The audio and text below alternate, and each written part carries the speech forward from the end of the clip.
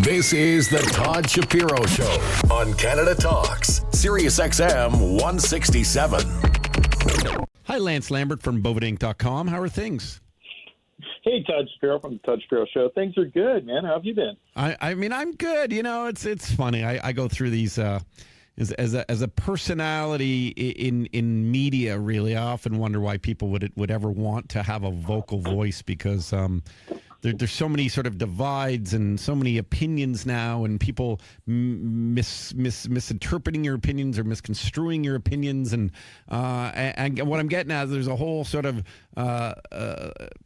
controversy going on right now. We don't need to get into it with one of our most famed hockey broadcasters who had a slip of the tongue and got fired from his job. And so when you ask me how I'm doing, I'm giving you an honest answer. I don't know how I'm doing, because I work in the space, and the last thing I want to do is bite my tongue or filter myself. But you got to be careful in this day and age.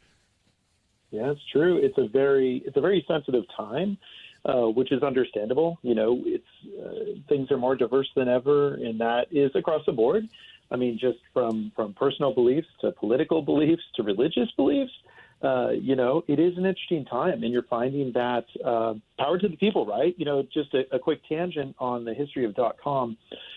Technically, yes, the internet was founded by the government, and it was very much privatized the first several years. I remember getting on, a friend of mine, his dad actually worked for Lawrence Livermore Lab, which is a government laboratory in Northern California. I remember getting on the internet, dial-up, putting the phone on the machine back in the late 80s, believe it or not, and then all of a sudden the late 90s it came mainstream. But the intention when it came out as albeit the World Wide Web is really power to the people. But of course, it got commercialized, and all these big companies came in, and it's very much about selling and e-commerce and all the rest of it.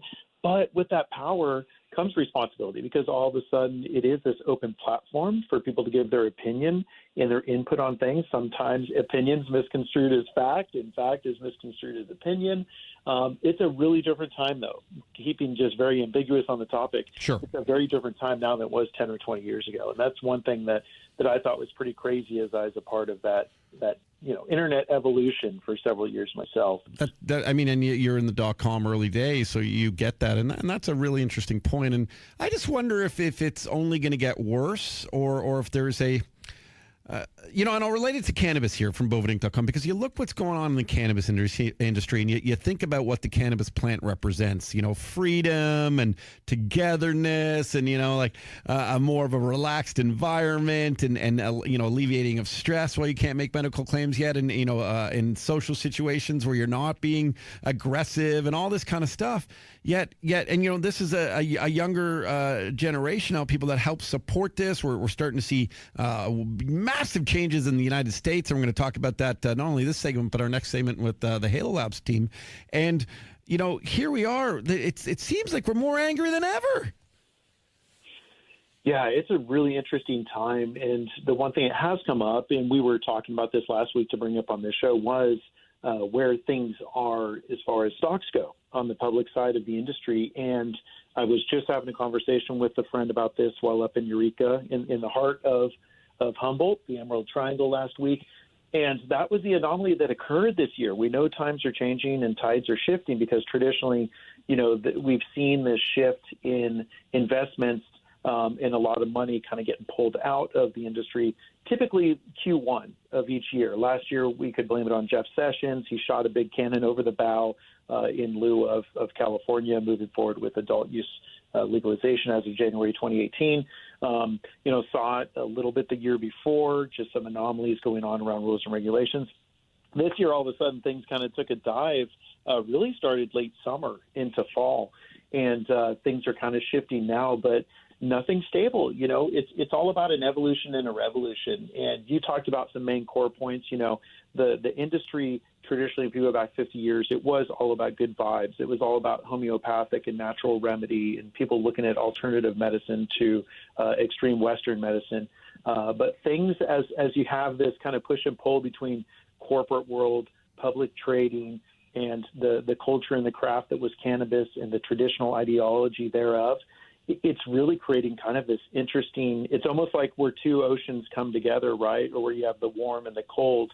Hopefully you aren't expecting a hurricane to come out of that, but there's that plausibility when you have two different forces kind of pushing and pulling. Yeah, and hopefully, forces are all in it together, and we have to be at some point. We'll figure it out. Let's focus on a little bit of cannabis news while we have time here. Lance Lambert from BovedaInc.com. Actually, you know what I'd like you to do before we get in that? What is your definition of your company and the products that you sell? Really, traditionally we've looked at ourselves as a leader in two-way humidity control. We created this category on the cigar side as far as industries go, and then about a dozen years ago really established this category on the herbal or cannabis side of the industry. But we're really there, again, to be that leader and be responsible as such. That ties into some of the rules and regulations that we try to be a part of, some of the alliance partners and groups we work with. An example being Humboldt County Growers Alliance, which we partner with, and that's why I was up in Humboldt last week. But really, we want to be there and support it. And while it's always been first herbal, medicinal, and medical, as you know, I'm an outspoken medicinal advocate towards cannabis, but we recognize that everyone needs to retain the quality as it pertains to this plant. So that's really our focus, from cure to consumption, to maintain the quality and consistency in cannabis. Good to know. So what is going on in cannabis? What are some companies that you're keeping an eye out for this week? Yeah, there's a few. It has been interesting. Again, tides are kind of changing. There's definitely a few stocks that surprised us. Our friend Sean Williams, I always go to the Motley Fool because those guys do a much better job keeping up on stocks and such than I do. I'm more so focused on the rules, regulations, and legalization. But there's a few things they did point out. One of them being innovative industrial properties. I've been keeping an eye on these guys for some time, and their 2020 sales estimates, they're rising pretty constantly throughout this year. But as far as what we're expecting for 2020, the forecast jumped from 60 million to 80 million. So that's something you don't see every day. Obviously, some positivity coming from the inside and from the industry in general. Another one is Kushco. So a friend of mine, Matt, is one of the OGs over there at Kushco Holdings. These guys, it's really interesting. There's a couple of big players in the ancillary supply space, and Kushco and Green Lane are two of those. And Kushco, again, publicly traded. It's on the OTC under KSHB.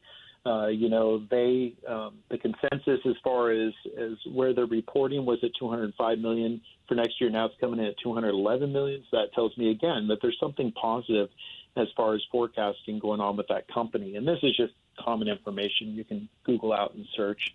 Another one, which I have a little apprehension, this is just my personal opinion. It's technically the largest distributor of pharmaceutical grade cannabinoids, and that's a GW Pharmaceuticals, which is technically out of Great Britain, specifically out of England, and they're looking to put out about 430 million in sales next year. And so that estimate now, as of late, I'm just seeing is bumped up to 556. So that's another one I think a lot of people are keeping an eye on. That's actually a NASDAQ traded stock. These are some of the bigger players, though, but I think the point is they're all coming from different angles. That's the company that's wholeheartedly focused on the medical side of cannabis, whereas Kushco obviously is an ancillary company, and then innovative industrial properties is just that, they have more of the industrial aspect of the industry. So all kinds of stuff going on from different categories within the actual industry itself. Lance Lambert's with us. Cannabis legalization close to home. 5 years of legal marijuana could bring Minnesota, which BovedaInc.com is based out of, $300 million in revenue in that area. Yeah, this is something that, the lawmakers' tides are changing. You were talking about this. There's some radical stuff going on in the states. And again, we have to reiterate that there's 33 states that have either full-blown legal adult use and or medical programs, as well as Washington, D.C., the District of Columbia. On top of that, there's another 13 states that have some form of this plant legalized. And by that, I mean, take Texas, for example, where only CBD, cannabidiol, is a legal element. So when you add all those up, that really only leaves 4 states that for some reason or another still have cannabis as an illegal substance. So factoring that, Minnesota, it is a bit more of a conservative state, and it is home of Boveda, headquarter office, and they've had a medical program, but they've had what's called a flowerless program. So that means that only concentrates are legal. And as CBD legalizes, there's definitely a consensus and push from the populace there in Minnesota that something needs to be done. Either their medical program needs to be revamped, or they need to get on board with their neighbors, including Canada, to maybe consider an adult use program. But they did point out the fact that easily within 5 years of legal, recreational, or adult use marijuana sales in Minnesota, that could generate $1.12 billion in sales, $300 million in tax revenue, and as much as 20,000 jobs. And these are industry experts that are making these estimates. It's not somebody shooting from the cuff. And Duluth News Tribune had just reported on this, I believe it was yesterday. Hey, is this right? CBD dispensing robots are showing up at 7-Eleven stores in Colorado? This is one other fun one, man. Colorado is so established. Obviously, they've been in the medical space for well over a decade, and then they legalized by vote adult use in 2012, and it was launched January 2014 when I moved there. And so if this is really showing, I think, where other states and maybe other countries could be as their programs evolve. So, yes, technically, as reported by Forbes, our friend Javier Hassi over there, which always puts out great reporting news in the industry, love the guy. He actually even shared a picture of this CBD robot that Greenbox is what they call them, Greenbox Robotics, that technically distributes CBD. So it's a very cool feature. It's something that props to 7-Eleven, which is a national brand, as you all know up there. I believe you have 7-Elevens as well in Canada. This is a national brand. For them to put themselves out there and to be able to offer CBD in a quick serve store like this, I think it is a sign of what could become the norm in the not so distant future. Again, in over 3 dozen states that have CBD legal at this point. Lance and Lambert, that's really interesting stuff. And you're right. I mean, this is 7-Eleven. It's a pretty big deal, right? Yeah. And they're not alone. That's alongside CVS, Walgreens, technically even Urban Outfitters, and a few other listed in this Forbes article that are actually venturing into offering CBD products. I think it's pretty cool. It's a sign of the times. Welcome to the 21st century, my friend. Here we are. In Canna-chat, business and opportunities to keep an eye out for in 2020. Yeah, definitely. Again, I would look at not just the companies that touch the plant, as we say. We've talked about this. There are the companies that touch the plant and those that don't, like ourselves, like Boveda. We're an ancillary company. There are plenty for people who want to be a little more reserved, who are a little apprehensive about investing in a company that touches the plant, i.e. LPs like Tilray or Aurora, Tweed. There are technically ancillary companies out there that have a lot of opportunity. And think about it. As this industry grows, a lot of these companies are going to need things like automation. Automation is provided by an ancillary company. Same with packaging companies. So everything needs to be child resistant. Some markets are going as far as child-proof solutions around packaging. There are companies that need to supply that are publicly traded. So if you're looking to invest in something, it's not too late. Just be very smart and do your homework. Google is your friend. Make sure that you are proactive in searching out the information you need to make that educated decision. Thank you very much, Lance. We do appreciate the updates as well. A quick reminder that during the week of 9th to the 11th in Las Vegas is MJ Biz. The Boveda team is going to be there as they are at many of the different trade shows talking about the product and talking about what they do. And as well, my goodness, this very here program is going to be there broadcasting live in your booth. So we look forward to doing that.